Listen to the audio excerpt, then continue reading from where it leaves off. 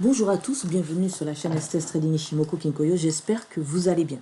Aujourd'hui, on va un petit peu aborder le sujet du range, ou si vous préférez de la zone d'accumulation, de distribution, de conflit, appelez cela comme vous voulez. Ok, appelez cela comme vous voulez. La première chose à savoir, c'est que le marché n'est pas toujours en tendance. Il est plus souvent en équilibre, c'est-à-dire dans un range ou qu'en tendance. D'accord? Ok. Les supports résistances que l'on peut voir sur un mouvement en cours se concentrent sur ce qui s'est passé avant. Donc si vous regardez la vidéo du 25 décembre, vous comprendrez ce que je suis en train de dire là. Ce qui va nous donner une perspective sur des positions courantes du marché dans son parcours d'ensemble et aussi des positions d'entrée. Il faut savoir que les marchés passent, comme je viens de vous dire, nettement plus de temps à bouger latéralement, donc en zone de conflit, de range, d'accumulation, de distribution, ce que vous voulez, ok, qui sont en tendance. Et en général, ils passent, allez, 70 à 80% de leur temps ainsi, alors qu'ils sont directionnels sur 30 ou 20% du temps. Donc, ils se déplacent en range pour différentes raisons, mais on va dire qu'il y en a trois principalement. La première, c'est la publication imminente d'informations fondamentales. Ok. Donc, moi, en ce qui concerne les les informations fondamentales, la plus importante pour moi, c'est celle qui est donnée le premier vendredi de chaque mois. Et les informations fondamentales données dans le mois en cours vont à 80% du temps dans le sens de cette première information analyse fondamentale qui est donnée tous les premiers vendredis du mois. Et vont venir donc créer une impulsion ou une correction, ainsi de suite. D'accord?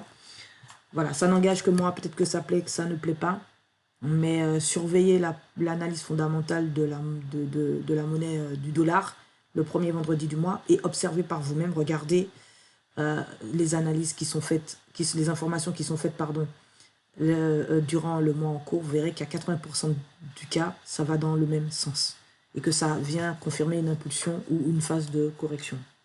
Deuxièmement, il faut savoir que le marché se déplace dans des phases, ok? Donc, il faut pouvoir, pour vous, identifier dans quelle phase vous êtes dans votre marché. Donc, nous, on utilise l'étude de Sakatago pour comprendre, grâce aux 5 lois, les phases du marché et comprendre où on est, où on se situe. Donc, je ne peux que vous inviter à étudier, à apprendre une méthodologie d'analyse du marché pour comprendre les phases du marché.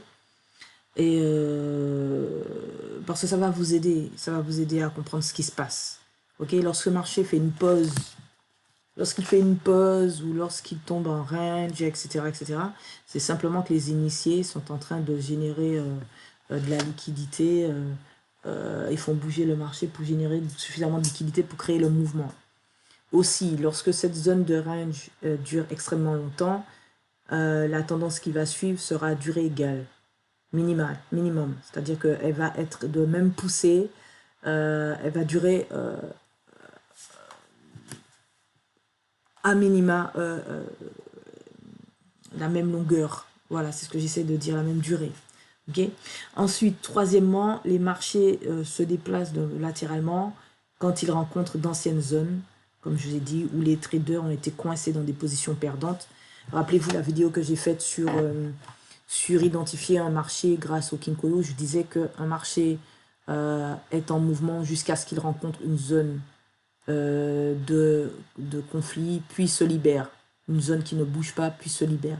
C'est exactement ça. La zone qui ne bouge pas, c'est la zone précédente. Ok, et dans la dernière vidéo prévoir le mouvement, je vous ai dit que la vague tournante BC de la vague NABCD est très importante à mon sens. Donc je vous laisse réfléchir avec tous ces éléments et on va avancer sur la psychologie que l'on rencontre à ce niveau-là. Donc de manière générale, vous voyez quoi ici? Vous voyez qu'il y a ici un plafond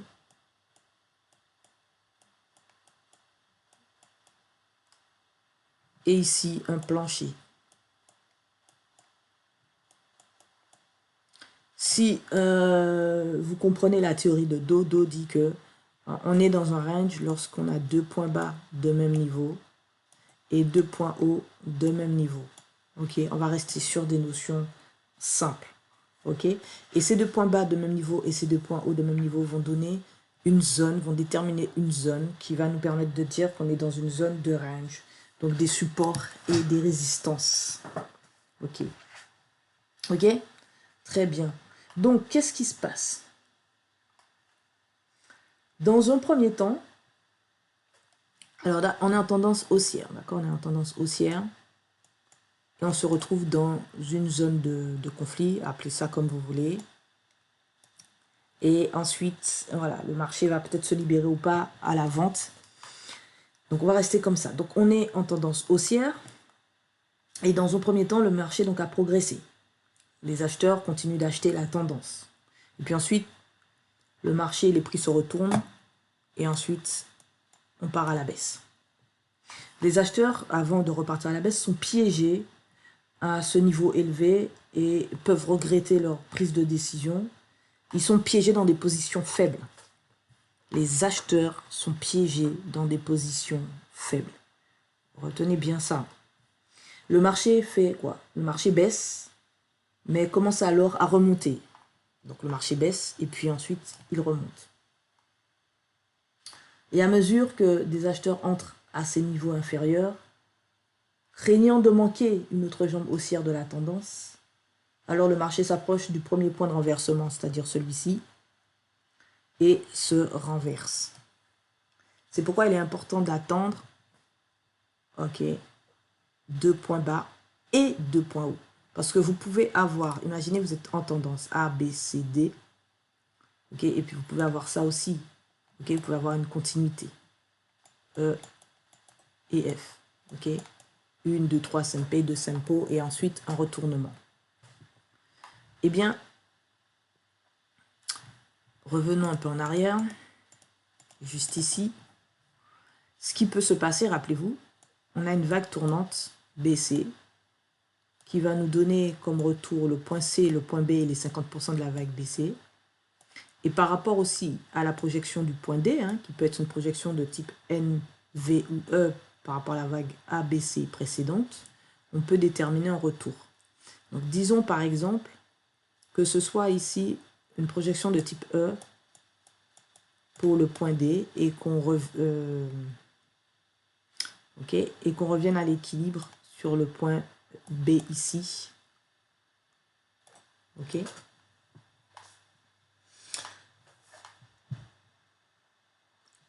Qu'est-ce qui se passe? Si vous n'avez pas, si vous ne comprenez pas la structure du marché et que vous ne savez pas, par exemple, que vous êtes arrivé à votre dernière impulsion, ce qui va se passer, c'est que si vous avez de la chance, n'est-ce pas, vous allez prendre position ici à l'achat, à la vente, et vous allez faire une projection de type N, V et E, et vous allez tenter de trader, ok, le mouvement ici. Moi, je dis qu'il faut, ok, trader étape par étape. Voilà ce que moi je dis, ok. Tout dépend aussi de la tendance précédente, ok. Je vous ai dit quoi quand on a démarré cette vidéo? Que les supports et les résistances se concentrent ici sur ce qui s'est passé avant. Ok? Donc c'est pourquoi il faut que vous ayez une perspective sur la position courante du marché dans son parcours d'ensemble. Donc il faut regarder ce qui s'est passé avant. Donc si vous avez bien analysé votre structure de marché, que vous savez que bon, vous pouvez trader juste ici, vous le faites. Et même, admettons que vous ne soyez pas à l'aise encore avec la notion de structure de marché, que vous ayez pris position ici, dans cette zone-là, parce que c'est une zone, n'est-ce pas? Et que vous vous dites, bon, premier TP, point D, et puis j'attends la validation de la cassure du point D pour aller chercher les projections N, projection V et projection E. C'est extrêmement logique et c'est aussi tout aussi prudent. Ok? Je tenais à vous le dire quand même. Parce que certaines personnes ne le font pas ou ne sécurisent pas. Vous pouvez venir très bien sécuriser votre stop loss ici et puis laisser courir pour voir ce que va donner le marché par la suite. Ça, c'est si vous n'avez pas encore la maîtrise de l'analyse de la structure de marché. D'accord? On va continuer. Donc, ce qui va se passer, c'est que ceux qui attendent la cassure de ce point-là pour prendre position, pour vendre, sont à risque. C'est risqué pour eux. C'est risqué parce qu'ils vont venir vendre ici. Le marché a déjà fait tout ça et ils vont venir vendre ici et ils vont se retrouver piégés. Ils vont vendre dans un creux. Comme dans cet exemple, ils vont venir acheter un sommet. Ok? Donc, avec cette explication, vous comprenez où vous devez prendre position. Et vous comprenez pourquoi moi, personnellement, la vague tournante baissée est très importante. Ensuite, vous confirmez avec RSI et compagnie. Ok, n'est-ce pas? Donc, Do nous dit qu'à un moment donné, quand vous arrivez ici, il faut une validation. Il faut une validation. Il faut que le break qui va se faire se fasse dans l'état de l'art. Je ne vais pas faire une vidéo sur les breaks. J'en ai déjà fait 2, Arami et englobante. Je vous ai promis une 3e. Je le ferai très bientôt, promis craché. Mais il faut patienter. Il faut laisser le marché respirer. Il faut patienter. Vous avez atteint un niveau, vous patientez. Soit vous sécurisez le niveau, soit vous prenez votre TP et après vous rentrez sous le marché. Mais si vous ne... Je vous dis de faire comme ça si vous n'avez pas encore de maîtrise. Okay, si vous ne maîtrisez pas, que vous désirez trader, allez-y pas à pas. Et admettons que le marché se retourne. Ici, vous avez 2 points hauts confirmés et 2 points bas confirmés. Et vous vous retrouvez avec un plancher et un plafond. Vous êtes dans un range. Ok? Très bien. Revenons ici dans le sens de en haut d'une tendance haussière. Donc, au sommet de chaque vague, les acheteurs, je vous disais, se retrouvent avec des positions faibles. Donc, ici, on a des acheteurs. Des acheteurs. OK? Avec des positions faibles.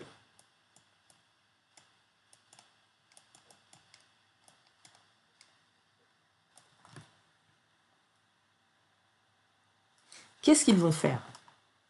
Ils vont attendre le sommet suivant pour liquider leur position, c'est-à-dire qu'ils vont venir vendre. Les acheteurs vont vendre. Donc, c'est ce qui va générer les bougies rouges de vente. Et va venir ici de nouveaux acheteurs. Donc, de nouveaux acheteurs, on ne sait pas d'où ils sortent, ils viennent sur le marché. Et ces nouveaux acheteurs-là vont les remplacer sur le marché. Dans les sommets. Excusez-moi. OK?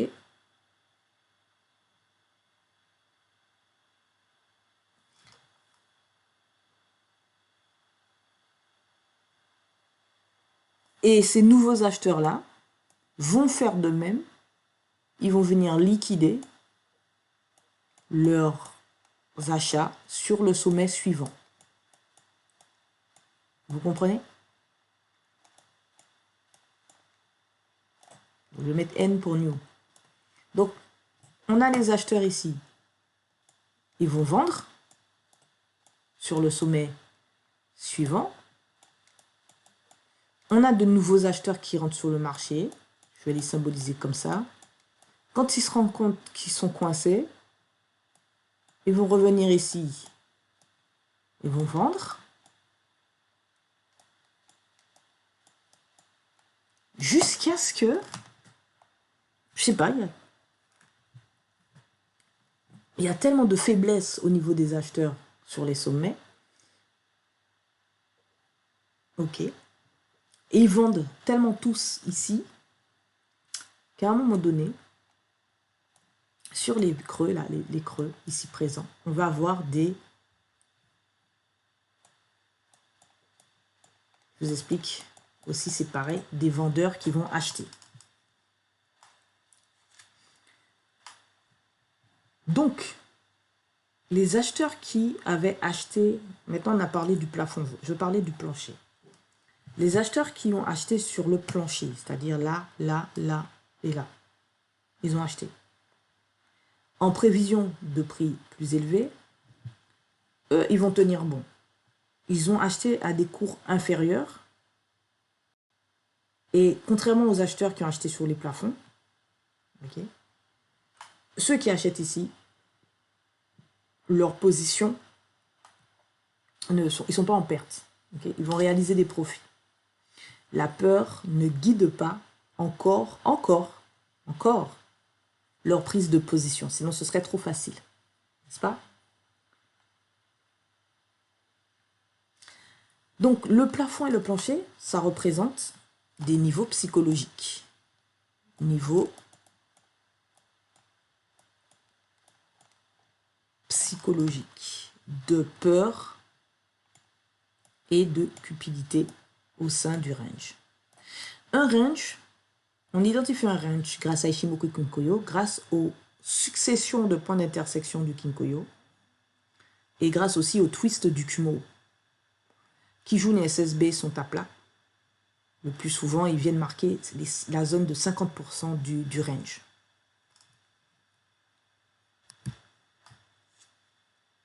Donc, rappelez-vous toujours que c'est la peur et la cupidité qui sont ces deux émotions de base qui alimentent le marché de manière générale et encore plus cette zone de congestion qu'est le range ou la phase d'accumulation, de distribution ou la zone de conflit. Donc, ici, au sommet de la première vague ici, changer de couleur, on a de l'achat par cupidité.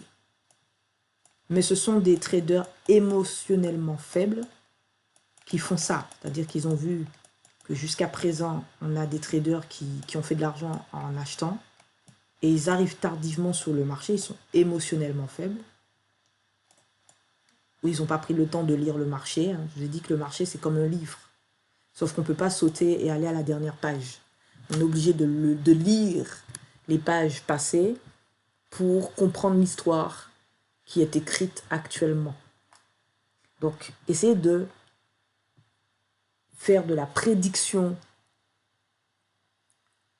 et avoir une forme de croyance en cette prédiction, je dis non. Mais faire de la prévision et ajuster sa prévision, je dis oui. Ok? Et on fait ça grâce à la théorie du temps et grâce à la théorie des vagues d'Ichimoku Kinkoyo. Jusqu'à ce présent, je vous ai montré qu'on pouvait prévoir simplement un mouvement grâce à la théorie des vagues. Je n'ai pas inclus le temps, mais cela viendra où je vous laisserai le faire. Je ne vais pas tout vous donner non plus comme ça sur YouTube. Rejoignez-nous sur le Discord si vous voulez qu'on en parle. Donc, ici, c'est de la cupidité. Sommet de la première vague. Principale émotion. Le marché se retourne sur la deuxième vague. On a le sentiment de peur qui vient ici. Les gens qui sont ici, ils ont peur. Okay? Tout le long, là, ils ont peur. C'est la peur qui domine. La peur. Okay? Ils ont peur. Une fois qu'ils arrivent en bas et qu'ils voient que le marché se retourne, ils ont des émotions contraires, ils se sentent un peu soulagés. Là, ils ont un soulagement. Ils ont de l'espoir. Ils ont de l'espoir. Okay? Et c'est là où rentrent aussi les nouveaux acheteurs. Quand ils ont l'espoir, parce qu'ils se disent, on va sortir à break-even, on va faire un BE, où on va minimiser la perte. M perte. Et c'est à ce moment-là que va rentrer les nouveaux acheteurs qui vont aussi tomber dans la peur, tomber dans l'espoir, vendre, etc., etc. Donc tout est très logique dès lors que vous considérez les choses en termes d'achat et de vente émotionnelle. Vous comprenez que l'émotion majeure au moment où le marché atteint le sommet de la première vague est la cupidité, conjuguée à de la peur, puis à de l'espoir pour sortir à break-even ou minimiser sa perte. Donc, les acheteurs qui sont au sommet de chaque vague sont faibles. Ok, acheteurs faibles. Acheteurs faibles. Tous ceux qui sont en haut sont faibles.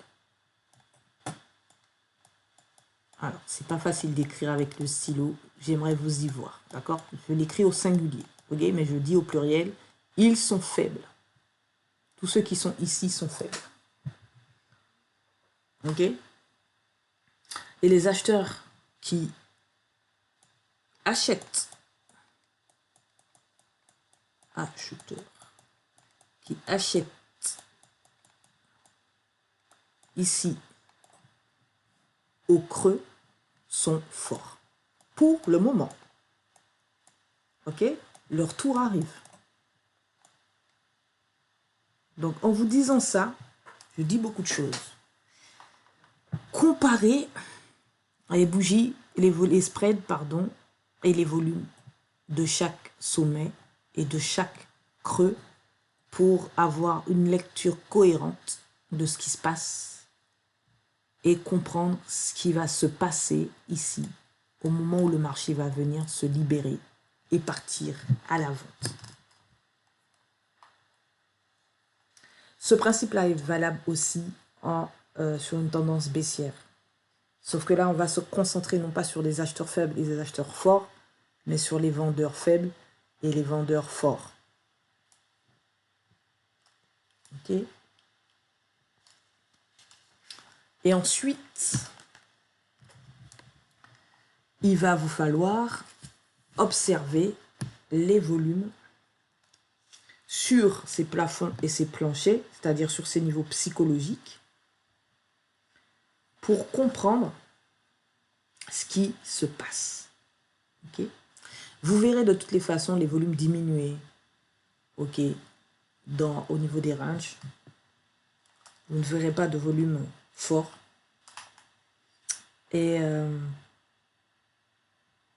au moment où le prix va se libérer, là, vous verrez des volumes forts, ok, des volumes croissants. Vous verrez que le marché s'éloigne.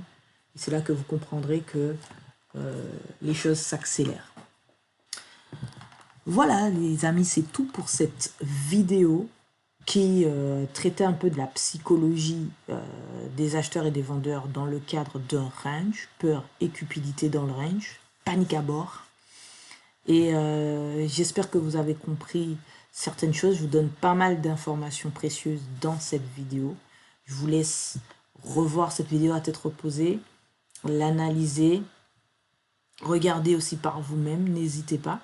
Mais retenez tout simplement qu'il vous faut comprendre la structure du marché, il vous faut comprendre où vous êtes dans le marché, il faut que vous étudiez ça. C'est important. Vous ne pouvez pas trader et vous laisser guider par le marché. Un exemple tout bête, j'ai ici une vague N, ok, mais la tendance ne se poursuit pas. Ok, elle se retourne. Ok, j'ai ici une succession de vagues N, mais arrivée à un niveau psychologique fort, elle se retourne. Donc c'est pourquoi dans mes deux dernières vidéos, ma vidéo du 25 décembre et la vidéo de nouvelle année, la dernière vidéo que j'ai positionnée, je vous explique un peu ces niveaux-là. Surtout la vidéo du 25 décembre, où je pars sur une tendance précédente pour identifier des niveaux psychologiques forts grâce notamment à ma vague tournante BC de la vague N, et ainsi pouvoir à ce moment-là lire mon graphique et faire mes projections parce que je comprends où je suis sur le marché, je comprends de base où je dois aller, mais cela ne m'empêche pas de venir trader parce que j'ai fait mon analyse en weekly et que j'ai compris dans quelle situation je dois être pour trader. Ça ne m'empêche pas de venir, de me positionner et de trader dans le bon sens sur les unités de temps inférieures ou de trader une petite phase de correction en attendant de repartir à la baisse. Nous sommes des traders Ichimoku Kinkoyo, donc en cela on doit trader le point D et le point E.